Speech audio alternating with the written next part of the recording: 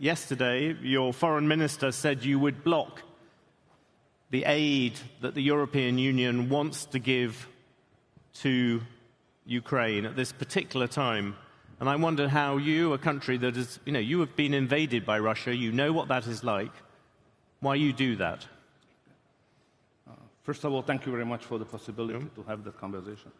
One small additional remark.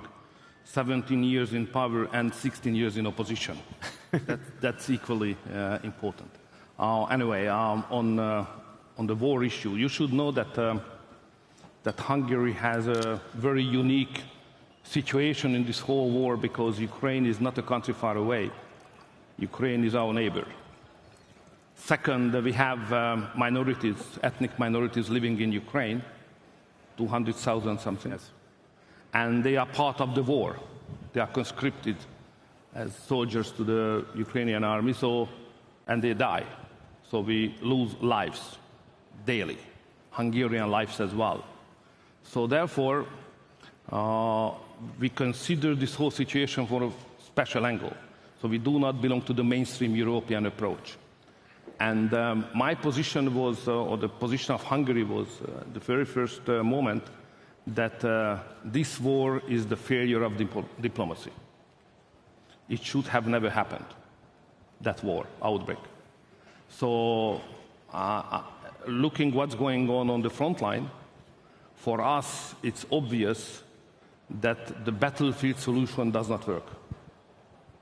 So whoever right and whoever not, you rightly describe the situation that Russia invaded Ukraine, but the question is not who invaded whom, the question is what will be the next morning. The next morning, the fact is that more and more people will die, and there is no chance to have a victory on neither side.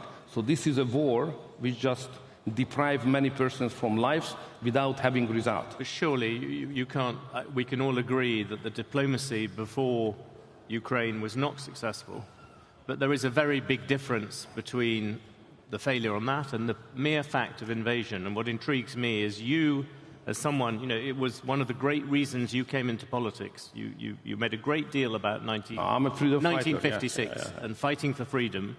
You have a neighbor who is invaded by Russia, the very country, you grew up with pictures of tanks going into Budapest.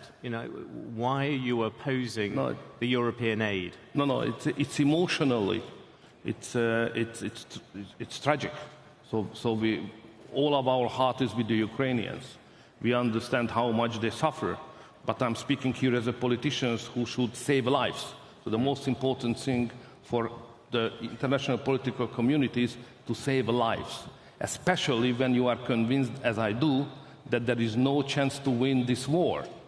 So therefore, what we should do far more energy invest into to convince everybody that the only solution is ceasefire. And then after the ceasefire, peace talks should start. And then we could back to your point, yeah? But do you really think there is no chance of Ukraine winning? That's my point. They stand very little chance of winning without the aid which you are currently blocking. No, my position is that looking at the reality, looking at the figures, looking at the surroundings, looking at the fact that NATO is not ready to send troops, it's obvious that there is no victory for poor Ukrainians on the battlefield. That's my position. That was always my suggestion to everybody, that instead of to manage to have a stronger involvement into the war, escalation should be stopped, and we should argue in favor of peace and negotiation.